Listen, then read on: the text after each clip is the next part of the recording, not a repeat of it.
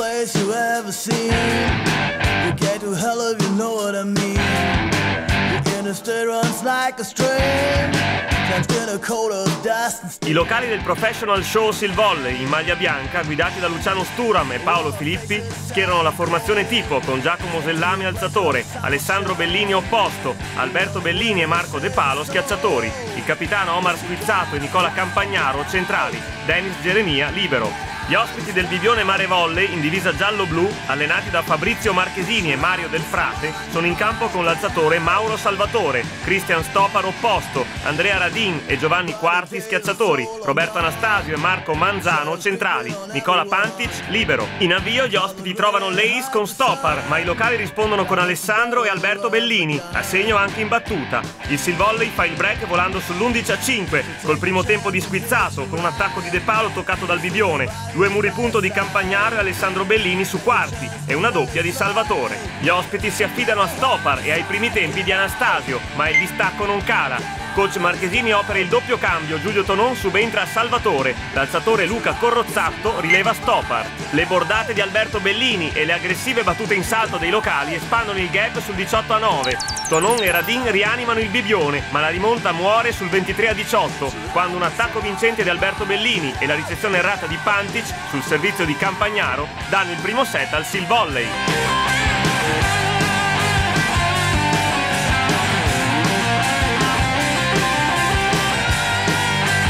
Nel Bibione Tonon è confermato al posto di Stopar. Le battute iniziali della ripresa vedono la leggera prevalenza degli ospiti, che guadagnano un mini break sul 5-3 con l'ace di Radin, conservando il vantaggio fino alla prima pausa tecnica, quando il Sil Volley piazza un break di 4 punti, passando a condurre sul 10-8 con le violente conclusioni di Squizzato, Alberto Bellini e De Palo, serviti perfettamente da Giacomo Sellame. Giovanni Quarti ha un passaggio vuoto in attacco e in ricezione, favorendo l'allungo dei locali sul 13-9, ma la banda numero 12 colpisce a muro e in contrattacco, riportando gli ospiti a stretto contatto sul 13-12. Intensa ed equilibrata la fase centrale del secondo set, con le squadre punto a punto.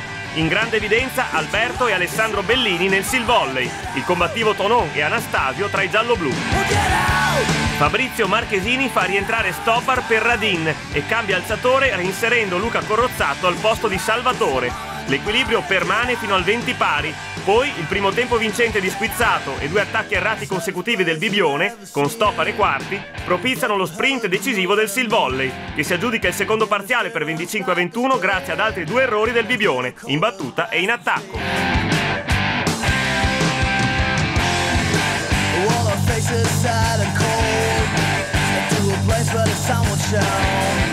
Coach Marchesini dà fiducia al centrale Christian Zorat, già subentrato allo spento Manzano nel corso del secondo set. I locali ripartono bene, ma gli ospiti reagiscono con Quarti e Zorat, restando in scia al Sil Volley, che tuttavia dà l'impressione di poter allungare in qualunque momento, grazie alla ricezione più precisa, alla difesa più solida, ottima la prova del libero Geremia, e all'attacco più regolare. I problemi della seconda linea giallo-blu vengono risolti momentaneamente dalle conclusioni vincenti di Tonon e Radin.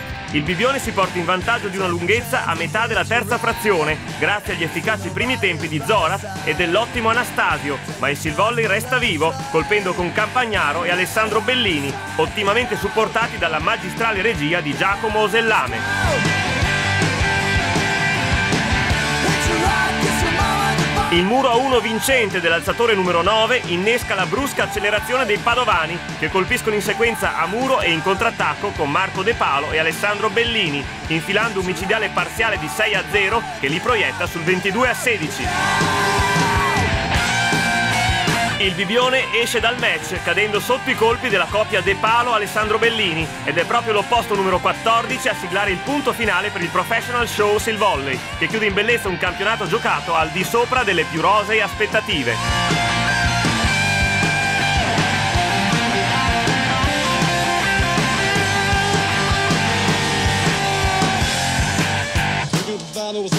Si puntava a una salvezza tranquilla, invece è arrivato questo ottavo posto insperato all'inizio, complice anche gli infortuni di alcuni giocatori fondamentali, 2 centri titolari che si sono infortunati già a dicembre, persi quasi per tutta la stagione. Infortunio del nostro libero Chete, tanti auguri a lui per una pronta guarigione, ha avuto un problema al tendine rotuleo, quindi fuori anche lui l'ultimo mese.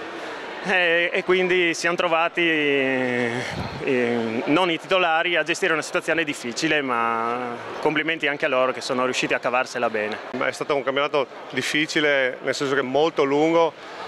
Purtroppo, a mio avviso, la federazione dovrebbe un attimo vedere la situazione, perché fare un campionato da 30 partite veramente si arriva alla fine esausti sono i giocatori. La società dell'organizzazione deve essere sempre perfetta e sarà, secondo me, a mio avviso, sarebbe un po' da rivedere il fatto di portare a 4 gironi, insomma, tenere un campionato un po' più corto. Siamo felici per un settore giovanile che è riniziato da noi con un mini volley, cosa che non facevamo da un po' di anni a Bibbione, è già da 3-4 anni che facciamo un mini volley e che sta avendo un grosso successo, perché vediamo che i genitori sono felicissimi di venire in palestra e speriamo che continuino a venire altri ragazzi, perché vorremmo potenziare anche il settore giovanile sicuramente più di quello che è adesso. È stata un'annata strepitosa, il gruppo che ha dimostrato di essere veramente superiore a quello che era il nostro obiettivo iniziale. Poi abbiamo lottato, una volta raggiunta la salvezza, ad avere una soddisfazione così grande di arrivare ai playoff. Purtroppo per veramente poco non ci arriviamo, però ci resta una grande soddisfazione che un quarto posto in B1 da neopromossa va più che bene. Quest'annata è stata fantastica, siamo andati al di là di ogni più rosea aspettativa. Ci abbiamo creduto dall'inizio alla fine di poter fare un bel campionato e man mano che continuava, grazie a un gruppo fantastico, abbiamo continuato a crescere di giorno in giorno, allenamento dopo allenamento e partita dopo partita. Il prossimo anno ci riproveremo e speriamo di fare una cavalcata migliore di quella di quest'anno.